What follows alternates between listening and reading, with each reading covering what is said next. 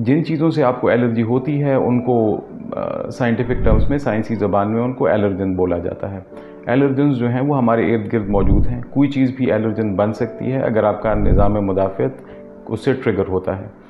इनमें वो चीज़ें जो कि हवा में होती हैं, हम उनको इनहेल करके सांस के ज़रिए अंदर लेते हैं, जैसे पोलन, डस्ट, मोल्ड एट्सेट्रा। इसी तरह जो चीज़ें हम खाते हैं उनमें भी चीज़ों से एलर्जीज़ हो सकती हैं। जिन चीज़ों को टच करते हैं उनसे भी एलर्जीज़ हो सकती हैं, दवाइयों से एलर्जीज़ हो सकती हैं।